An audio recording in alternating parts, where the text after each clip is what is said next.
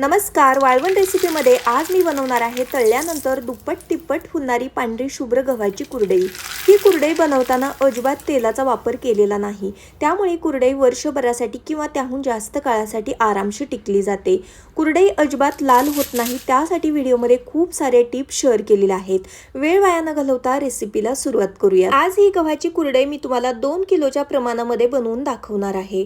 त्यासाठी इथं मी 2 किलो इतका लोकवान गहू घेतलेला आहे। जो आपण रेग्युलर चपाती बनवण्यासाठी गहू वापरतो ना, तोच गहू इथं मी घेतलेला आहे। तुमच्याकडे घरामध्ये जो गहू असेल तो तुम्ही कुरडई बनवण्यासाठी वापरू शकता। रेशनच्या गव्हाची देखील कुरडई पांढरी शुभ्र बनवून तयार होते। कुरडईसाठी शक्यतो जुन्या गव्हाचा वापर करायचा, जेणेकरून त्या गव्हाला चीक जास्त पडतो आणि आपल्या भरपूर कुरडया बनवून तयार होतात।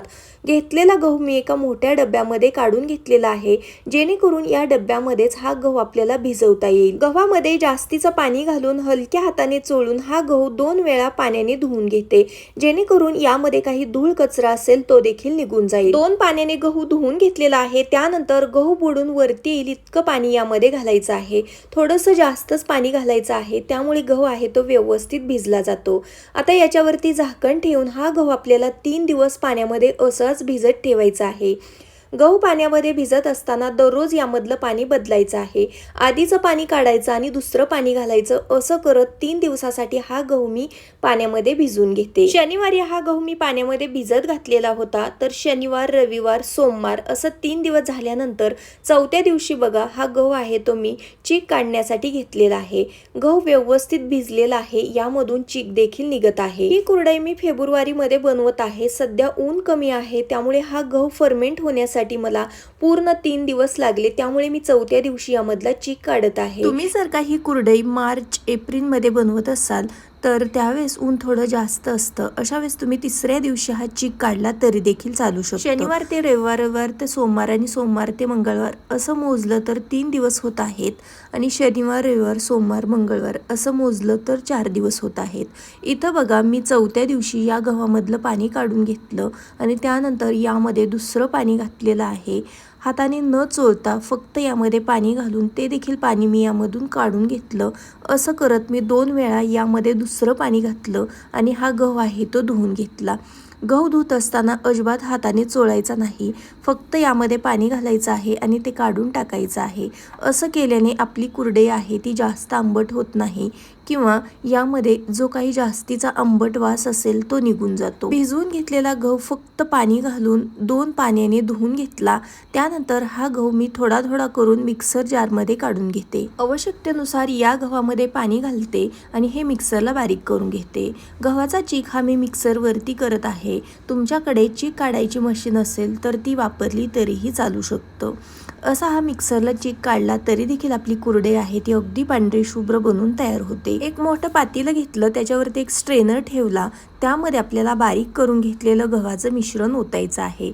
असं करतच मी बाकीचा उरलेला देखील गहू आहे तो थोडं थोडं पाणी घालून मिक्सरला बारीक करून घेते आणि अशा प्रकारच्या मोठ्या स्ट्रेनरने गाळून घेते। मिक्सरला बारीक करून घेतलेल्या गव्हामधला कोंडा वेगळा करण्यासाठी सर्वात आधी आपल्याला अशा प्रकारच्या मोठ्या चाळणीचाच वापर करायचा आहे। जी चाळणी आपण पुरण बारीक करण्यासाठी वापरतो ना, ती घेतली तरीही चालू शकतं। इथं पहा, या पद्धतीने मी या गव्हामधला कोंडा वेगळा करून घेतलेला आहे आणि जो चीक पाहिजे तो या पातेल्यामध्ये पडत आहे। याच पद्धतीने उरलेला गहू मी बारीक करून घेते आणि या चाळणीने गाळून घेते। तर या ठिकाणी भिजवून घेतलेला 2 किलो गहू मी मिक्सरला पाणी घालून बारीक करून घेतला आणि त्यानंतर मोठ्या चाळणीने गाळून घेतला। गहू गाळल्यानंतर इथं जो उरलेला आहे तो गव्हाचा कोंडा आहे।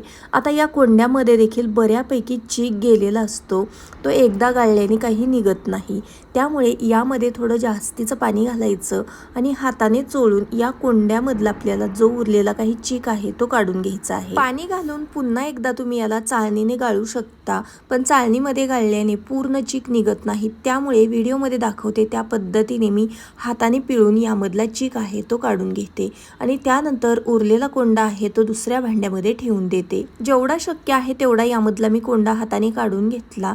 आता हा चीक आहे तो मी एकदा मोठ्या चाळणीने गाळून घेते, जेणेकरून जो काही उरलेला कोंडा असेल तो निघेल। इथं पहा, गव्हाचा कोंडा आहे तो मी एका पाण्याने धुवून घेतलेला आहे। हवं असल्यास तुम्ही 2 पाण्याने धुवून देखील त्यामधला चीक काढू शकता। जो उरलेला गव्हाचा कोंडा आहे तो फेकून न देता तुम्ही त्याच्या अगदी टेस्टी अशा भातोड्या किंवा पापड्या देखील बनवू शकता। त्या देखील चवीला खूप छान लागतात। भिजवून घेतलेले गहू मिक्सरला पाणी घालून बारीक केले, त्यानंतर त्याला मोठ्या चाळणीने गाळून त्यामधला कोंडा आहे तो वेगळा करून घेतला। पातेल्यामध्ये जो काही चीक भेटलेला होता त्यामध्ये आणखीन थोडा थोडा कोंडा असतो, तो काढण्यासाठी आता आपल्याला एक सोजीची चाळणी घ्यायची आहे आणि व्हिडिओमध्ये दाखवत आहे त्या पद्धतीने हा संपूर्ण चीक आहे तो आपल्याला या सोजीच्या चाळणीने गाळून घ्यायचा। दुसऱ्या वेळेस चीक गाळत असताना आपल्याला सोजीच्या चाळणीचा म्हणजेच अगदी छोटे छोटे होल असतात त्या चाळणीचाच वापर करायचा आहे। त्यामुळे यामध्ये जो काही छोटा छोटा कोंडा असतो तो निघला जातो। मिक्सरला गहू बारीक करत असताना पाणी किती घालायचं तर हे आपल्यावरती असतं। जेवढं पाणी लागेल तेवढं तुम्ही इथं घालू शकता, कारण चीक काढल्यानंतर आपण दुसऱ्या दिवशी कुरडई बनवतो ना, त्याच्यावरती एक्स्ट्राचं पाणी येतं, त्यामुळे ते पाणी बाजूलाच निघतं आणि चीक आहे तो तळाला राहतो। त्यामुळे हे बारीक करत असताना तुमच्या आवश्यकतेनुसार तुम्ही यामध्ये पाणी घालू शकता। असं काही फिक्स नाही की एवढंच पाणी घालावं। थोडं जास्त पाणी वापरलं तर कोंड्यामधला चीक आहे तो पूर्ण निघला जातो। इथं पहा, 2 वेळा आपण गव्हाचा चीक आहे तो गाळून घेतलेला आहे। आता सर्वात शेवटी आपल्याला तिसऱ्या वेळेस देखील हा गव्हाचा चीक गाळून घ्यायचा आहे। असं केल्याने आपली कुरडई आहे ती अगदी पांढरी शुभ्र होण्यास मदत होते। तर तिसऱ्या वेळेस चीक गाळत असताना आपल्याला याला वस्त्रगाळ करून घ्यायचं आहे। त्यासाठी इथं पहा, मी एका मोठ्या डब्याला अशा प्रकारचं एक सुती कापड बांधलेलं आहे आणि याच्यामधून हा चीक आहे तो मी एकदा गाळून घेत आहे। कुरडई पांढरी शुभ्र पाहिजे असेल तर सर्वात शेवटी हा चीक वस्त्रगाळ करणं खूप महत्त्वाचं आहे। चिकामध्ये जो काही छोटा छोटा कोंडा गेलेला असतो तो वस्त्रगाळ केल्याने निघला जातो आणि त्यामुळे आपली कुरडई अगदी पांढरी शुभ्र होण्यास मदत होते। चीक वस्त्रगाळ करण्यासाठी आपल्याला सुती कापडाचा आणि छोटे छोटे होल असणाऱ्या कापडाचाच वापर करायचा आहे। जास्तही मोठे होल असणारं कापड घ्यायचं नाही। चीक वस्त्रगाळ करण्यासाठी आपल्याला कापड शक्यतो रंग न जाणारच वापरायचं आहे। कधी कधी बघा, आपण कापड घेतो त्याचा रंग जातो, असं कापड घेतलं तर आपल्या कुरडईमध्ये रंग मिक्स होऊ शकतो। इथं पहा, संपूर्ण चीक मी वस्त्रगाळ करून घेतलेला आहे। सोजीच्या चाळणीने चीक गाळताना मला भांडं थोडंसं अपुरं पडत होतं आणि चीक तळाला शांत झालता, त्यामुळे मी वरवरचं पाणी आहे ते काढलेलं होतं। तर आता मला चीक गाळल्यानंतर या चिकामध्ये पाणी थोडंसं कमी वाटलं, त्यामुळे यामध्ये मी अर्धा मग इतकं पाणी घातलेलं आहे आणि हा चिकाचा डब्बा मी असाच झाकून रात्रभरासाठी ठेवला। चीक काढल्यानंतर दुसऱ्या दिवशी मी याची कुरडई बनवण्यासाठी घेत आहे। तर चिकावरती बघा, अशा प्रकारचं जे लालसर पाणी आलेलं असतं ते आपल्याला अलगद असं बाजूला काढायचं आहे। डब्बा जास्तही हलवायचा नाही, नाहीतर चीक पाण्यामध्ये मिक्स होतो। पाणी काढत असताना चीक यायला लागलं की आपल्याला थांबायचं आहे। चिकामध्ये जे जास्तीचं पाणी होतं ते काढून घेतलेलं आहे। पाणी काढत असताना चीक यायला लागला की थांबायचं। त्यानंतर बघा, डब्याच्या तळाला जो उरलेला आहे तो चीक आहे, यापासूनच आपण कुरडई बनवणार आहोत। हा चीक अगदी पांढरा शुभ्र आहे आणि डब्याला चिकटून बसलेला आहे, तो अगोदर आपल्याला मोकळा करून घ्यायचा आहे। बऱ्याच वेळा बघा, चिकावरचं असं हे एक्स्ट्राचं पाणी काढल्यानंतर यामध्ये पाणी घालून पुन्हा एकदा हा चीक झाकून ठेवला जातो आणि मग त्यावरचं पाणी काढून कुरडई बनवली जाते। म्हणजे चिकामधलं पाणी बदललं जातं आणि मग कुरडई बनवली जाते। तसं केल्याने देखील कुरडई पांढरी शुभ्र बनून तयार होते। इथं पहा, आपण चिकावरचं पाणी बदललेलं नाही तरी देखील आपली कुरडई पांढरी शुभ्रच होणार आहे, कारण आपण चीक आहे तो अगदी व्यवस्थित असा वस्त्रगाळ केलेला होता। चीक मोडल्यानंतर म्हणजेच प्लेन केल्यानंतर त्याला एका भांड्याने मोजून घ्यायचं आहे, जेणेकरून कुरडई बनवण्यासाठी पाणी किती घ्यायचं याचा अंदाज येतो। इथं पहा, या पातेल्याने बरोबर 1 पातेलं चीक भरला तेवढंच पाणी इथं मी घेतलेलं आहे। जेवढा चीक आहे तेवढंच पाणी आपल्याला कुरडई बनवण्यासाठी घ्यायचं आहे। चीक शिजवण्यासाठी इथं जाड बुडाचं एक मोठं पातेलं घेतलं, त्यामध्ये मोजून घेतलेलं पाणी घातलं, चवीनुसार मीठ घातलं, पाण्याला छान अशी खळखळून उकळी काढायची। त्यानंतर गॅस अगदी लो करायचा आहे। पातेल्यामध्ये चीक ओतायच्या अगोदर एकदा हलवून घ्यायचा आणि मगच पातेल्यामध्ये ओतायचा आहे, कारण चीक पटकन तळाला बसला जातो। चीक शिजायला घालत असताना एका हाताने थोडा थोडा ओतायचा आहे आणि दुसऱ्या हाताने आपल्याला कंटिन्यूअस हलवायचं आहे। चीक शिजवताना तुम्ही मदतीसाठी एखाद्या व्यक्तीला घेऊ शकता। इथं पहा, थोडा थोडा करून हा चीक आहे तो मी या पातेल्यामध्ये ओतलेला आहे। जास्तही वेळ थांबायचं नाही चीक ओतण्यासाठी। कापण्यासाठी लगेचच आपल्याला एका मागोमागच हा संपूर्ण चिक आहे तो ओतायचा आहे आणि याला कंटिन्यूस हलवायचा आहे। चिक ओतत असताना गॅस अजिबात फुल करायचा नाही, अगदी लो ठेवायचा आहे। सुरुवातीला विस्करच्या मदतीने हा चिक आहे तो मी हलवून घेतला। आता चिक आहे तो बऱ्यापैकी घट्ट झालेला आहे। आता विस्करने चिक हलवणं काही शक्य नाही, त्यामुळे इथं मी एक लाकडी रवी घेतलेली आहे।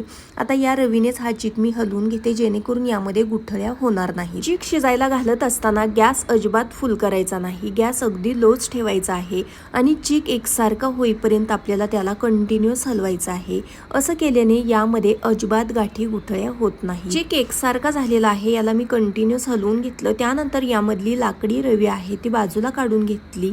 याच्यावरती झाकण ठेवते आणि साधारणपणे 6 ते 7 मिनिटासाठी सर्वात आधी याला मी वाफ देऊन घेते।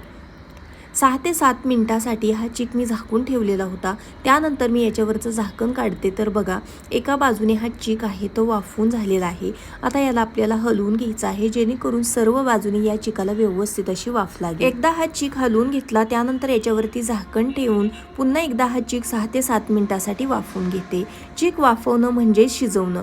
इथं पहा हा चिक आहे तो मी साधारणपणे 12 ते 13 मिनिटासाठी सुरुवातीपासून वाफवून घेतला। आता याला एकदा हलवून घेते तर हा चिक बऱ्यापैकी शिजत आलेला आहे। आणखीन हा चिक मला थोडासा कच्चा वाटत आहे, म्हणजेच पांढरा वाटत आहे।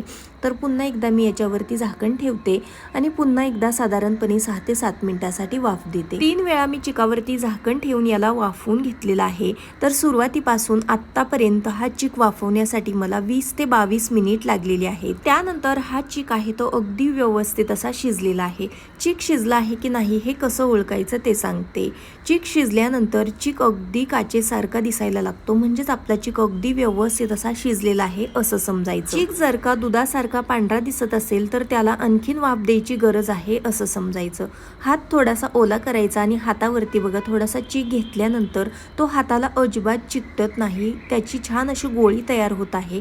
म्हणजेच हा चिक कुरडई बनवण्यासाठी अगदी परफेक्ट असा शिजलेला आहे। कुरडई बनवण्यासाठी लागणारं मिश्रण व्यवस्थित असं शिजलेलं आहे। गॅस अजूनही लोच आहे। लगेचच मी याची कुरडई बनवण्यासाठी सुरुवात करते। साच्यामध्ये मीडियम होलची प्लेट घातली, त्यामध्ये हे मिश्रण मी दाबून दाबून भरते। कुरडई बनवण्यासाठी लागणारा चिक अगदी परफेक्ट असा झालेला आहे, जास्तही घट्ट नाही आणि जास्तही पातळ नाही। जेवढा चिक आहे तेवढंच पाणी घेतलं तर परफेक्ट चिक शिजला जातो। पण कधी कधी गव्हाच्या क्वालिटीनुसार चिक शिजण्यासाठी थोडं जास्त पाणी लागतं किंवा आपण तेवढंच पाणी घेतलं ना तर चिक खूपच जास्त घट्ट होतो। तर अशा वेळेस आपण चिकाला वाफ देताना प्रत्येक वेळेस थोडासा गरम केलेल्या पाण्याचा शिंतोडा दिला ना तर चिक आहे तो अगदी व्यवस्थित शिजला जातो। साच्यामध्ये मी मिश्रण भरून घेतलेलं होतं। आता याच्या मी कुरडया बनवण्यासाठी घेतलेल्या आहेत। तर कुरडई बघू शकता तुम्ही अगदी पांढरी शुभ्र बनून तयार होत आहे। हे मिश्रण आहे ते अगदी व्यवस्थित शिजलेलं आहे, अजिबात घट्ट नाही, अजिबात पातळ नाही, अगदी परफेक्ट असं शिजलेलं आहे। त्यामुळे अगदी परफेक्ट अशी गोल गरगरीत पांढरी शुभ्र कुरडई बनून तयार होत आहे। कुरडया घालत असताना बाकीचा उरलेला जो पातेल्यामधला चिक आहे तो आपल्याला झाकून ठेवायचा आहे। तो थंड झाला तर त्याच्या कुरडया येत नाहीत। गॅस अजूनही मी लोच ठेवलेला आहे, कारण अर्धवट कुरडया होईपर्यंत मी गॅस लो ठेवणार आहे, जेणेकरून चिक आहे तो गरम राहील। गरम गरम आहे तोपर्यंतच आपल्याला या चिकाच्या कुरडया बनवून घ्यायच्या आहेत। इथं पहा 2 किलोमध्ये एवढ्या कुरडया बनवून तयार झालेल्या आहेत। सर्वात शेवटी मी तुम्हाला सांगेल की या कुरडया वजनी प्रमाणात किती भरल्या। या सर्व कुरडया मी सुती कापडावरती घातलेल्या होत्या। सुकल्यानंतर बघा कापडापासून अगदी अलगद अशा वेगळ्या होत आहेत। कापडापासून कुरडई निघत नसेल तर पाठीमागच्या बाजूने थोडासा पाण्याचा शिंतोडा द्यायचा आणि मग कुरडया काढून घ्यायच्या। 2 दिवस या कुरडया मी वाळवून घेतल्या। त्यानंतर वजनी प्रमाणात बघा 714 ग्रॅम इतक्या या कुरडया भरलेल्या आहेत। 2 किलो गव्हापासून 714 ग्रॅम म्हणजेच पाऊण किलो इतक्या कुरडया बनवून तयार झाल्या। तुमच्याकडे ऊन येत नसेल तर अगदी फॅनच्या हवेला देखील या कुरडया छान अशा सुकल्या जातात, वाळल्या जातात। 2 दिवस कुरडया वाळल्यानंतर बघा अगदी छान अशा पांढऱ्या शुभ्र बनवून तयार झालेल्या आहेत। कुरडई वाळल्यानंतर अजिबात मध्येच कुठेही तुटलेली नाही, अगदी अखंड असा या कुरडईचा वेढा राहिलेला आहे। यामधल्या काही कुरडया मी तुम्हाला तळून दाखवते, त्यासाठी मी अगोदरच तेल गरम करून घेतलेलं आहे। तेलात घालता क्षणी तुम्ही बघू शकता ही कुरडई मस्त अशी तिप्पट चौपट पांढरी शुभ्र फुलली जात आहे। कुरडई तळल्यानंतर अजिबात लाल देखील दिसत नाही, अगदी पांढरी शुभ्र दिसत आहे। कुरडई तळण्यासाठी तेलाचं टेम्परेचर देखील खूप महत्त्वाचं आहे।